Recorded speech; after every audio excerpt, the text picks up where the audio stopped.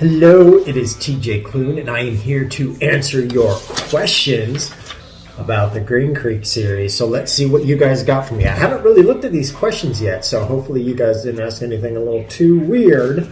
So let's see what we got here, okay? Number one, who is your favorite character in the Green Creek series? Oof, that is a hard question. I guess that changes depending upon the day that I'm asked, but as of right now, probably been that way for a little while, but again, it could change.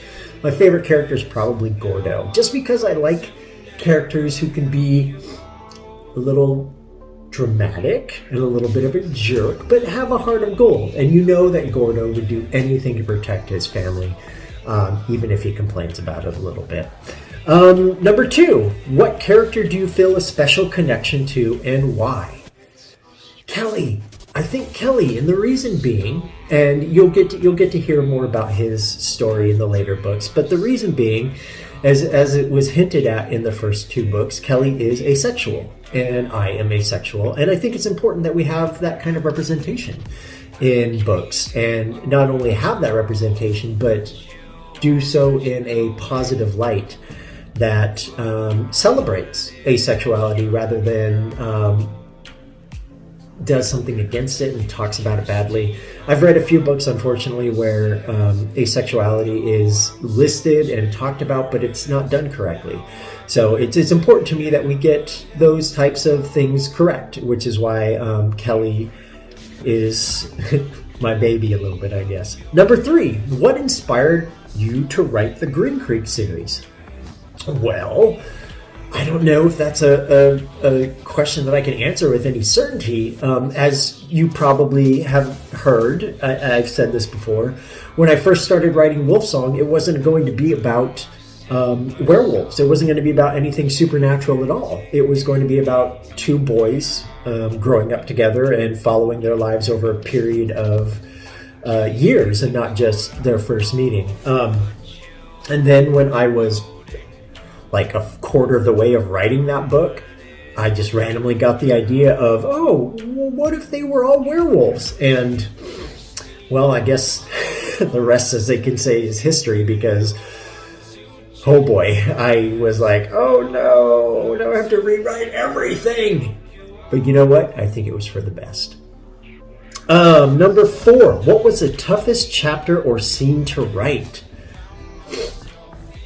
Probably in Ravensong. It would not any specific chapter or scene, but Gordo's anger, his justified anger towards the Bennett pack was difficult, because in the first book, Wolfsong, we got to see this pack coming together, and I think through Ox's eyes, Thomas Bennett was a good person, a good man, this mythical figure who could do no wrong. And then when we got to hear it from Gordo's perspective, we saw that Thomas Bennett was extraordinarily flawed, that he made some major mistakes, and that Gordo had to suffer because of those mistakes. And I think that whole through line, that whole thread was difficult, because I didn't like that kind of anger. But again, Gordo was justified in being angry towards Thomas, especially after all that Thomas had done. Number five, have you ever cried while writing a scene? Not really. I'm more the type that when I get to the scenes that I know are going to make other people cry, I'm laughing, because I'm an emotional vampire and your tears give me life. Number six, is there some ox in you? Maybe. I think that there is pieces of me in all the characters that I write. And I think that there are pieces of me in Ox. But I think that Ox is a lot more capable than I am. He's stronger than I am. He has a stronger will than I do. And also he can probably kick more ass than I could ever even hope to do. So there is a little bit of Ox in me, but Ox is his own character. Number seven, would you change anything in the relationship between Ox and Joe? No. Number eight, what is your favorite couple in all the series and why?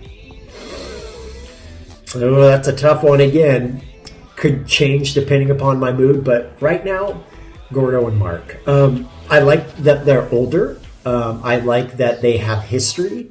I like that they are both not the same people that they were when they were young, and that they still are able to find a way to come together even in the midst of everything going on around them.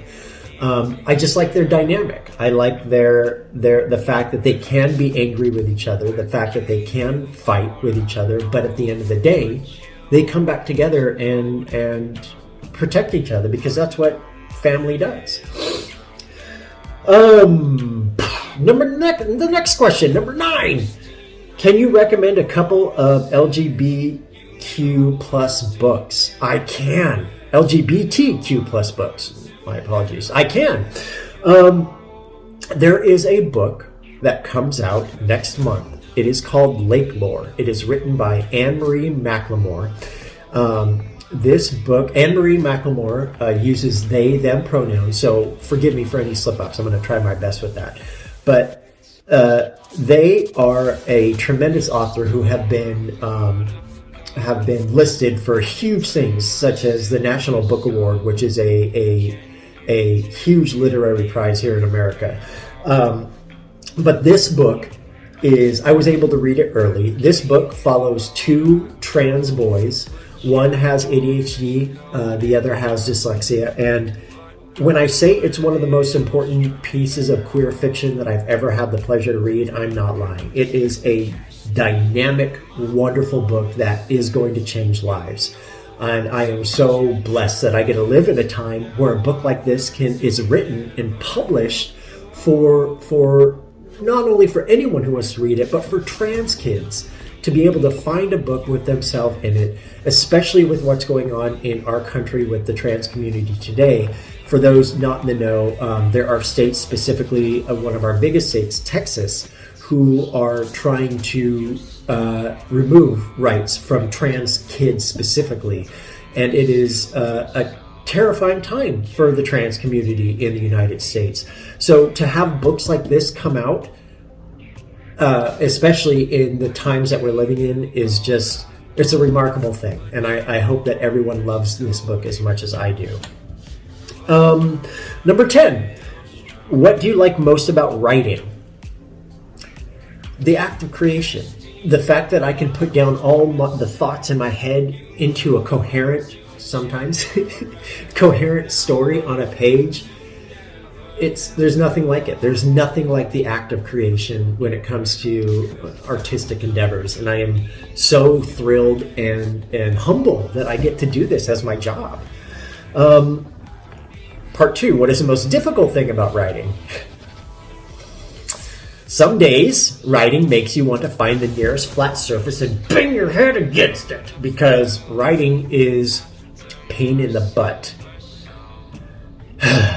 But you know what? Those days are far and few between, and I wouldn't give this up for anything, honestly. Number 12, why didn't you arrive in my life earlier?